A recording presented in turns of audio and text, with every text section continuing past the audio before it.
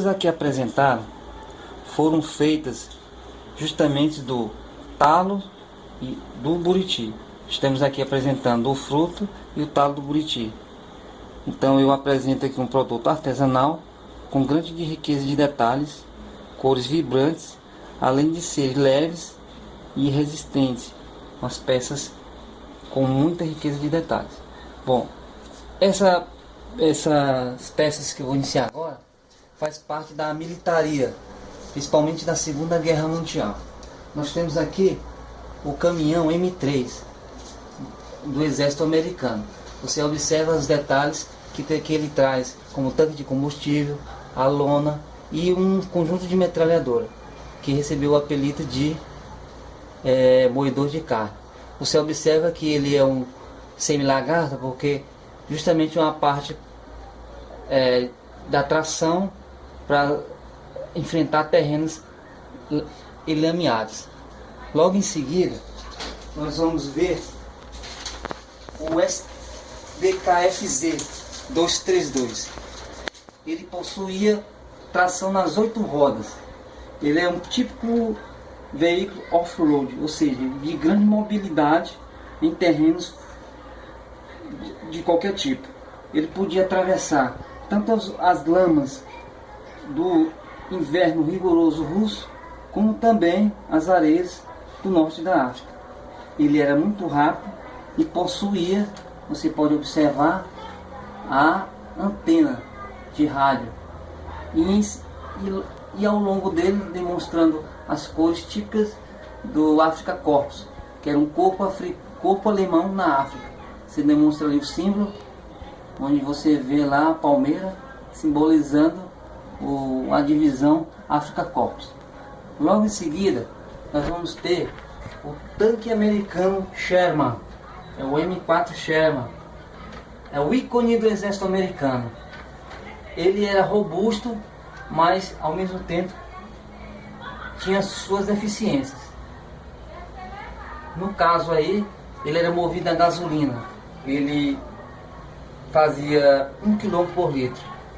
E a única deficiência dele é justamente a fragilidade, por ser atingido por qualquer disparo de artilharia, logo pegava fogo.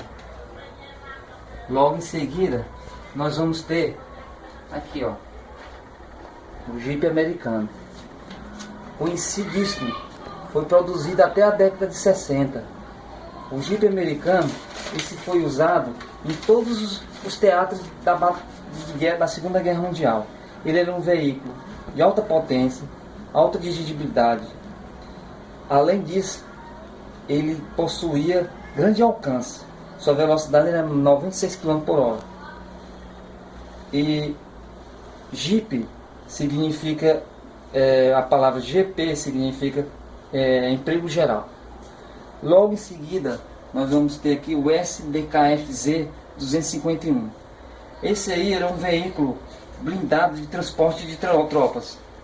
Ele era semi-lagarta e possuía 2 metralhadoras MG alemãs. Você observa também, ele era também lançador de foguetes. Ele foi típico representante das forças Panzer alemãs. Era a marca registrada das forças do exército alemão mecanizado. Logo em seguida, vamos ter aí o Jager Panther, que significa, ao pé da letra, Pantera de Caça. Era um tanque fabricado já no final da guerra, tinha grande blindagem, apesar de a torre não ser giratória, mas ele tinha um poder de fogo extraordinário. O canhão seria de 88 mm, de alta potência. Ele atingia um tanque a 2 km, tinha uma probabilidade de 50%, e de 100% a 1 km de distância. Logo em seguida aí, vamos ter o caminhão russo com lançador de foguete Katyusha. Esses foguetes, eles eram lançados numa plataforma postada no caminhão de grande poder de fogo. Possuía um alcance de 40 km e fazia um barulho ensurdecedor. Ele recebeu o apelido pelos soldados alemães de os órgãos de Stalin. Logo em seguida vamos ter outra peça russa. É o famoso tanque T-34 russo, do exército russo. Você observa que ele tem as largatas, no caso aqui a esteira larga, justamente para enfrentar o exército russo. Nós temos aqui a camuflagem típica do inverno russo, com inscrições e marcações históricas de grandes detalhes. Como por exemplo, pode fechar aqui no caso, nós vamos ter pela Rússia, a palavra russa, ensino pela Rússia. Agora vamos demonstrar aqui como essas peças são acondicionadas. Nós vamos observar aqui, ó, que aqui você vai ter a caixa de proteção, lá no fundo o diorama, que é a parte justamente a ambientação, demonstrando a peça. Ela fica protegida justamente com o diorama apresentado para dar uma maior riqueza, maior realidade na peça. Aqui no caso está representado o caminhão americano M3 transportando uma peça de artilharia de 115 mm. Vamos agora na parte da aviação. Aí nós temos aqui um Spitfire inglês da Royal Força Aérea, a RAF, que lutou lá na Batalha da Inglaterra contra os Messerschmitt.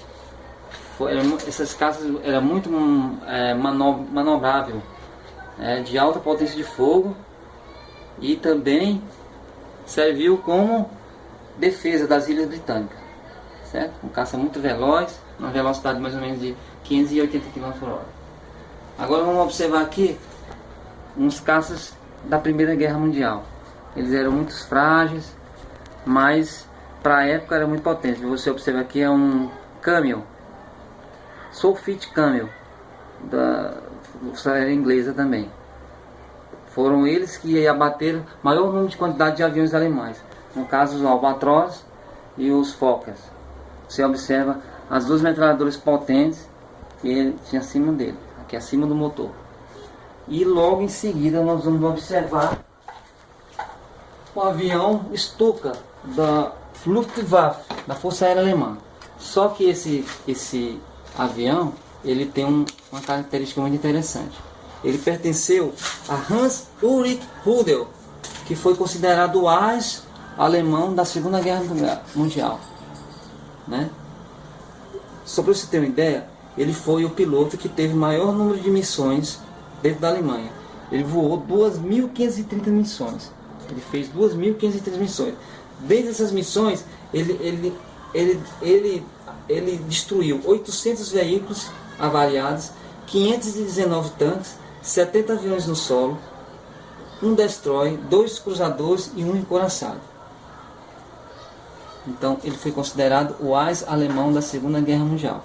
Recebeu a maior condecoração, que foi a Cruz de Ferro com folhas de carvalhos, espadas e diamantes. Temos aqui agora, vamos fechar. Fechou.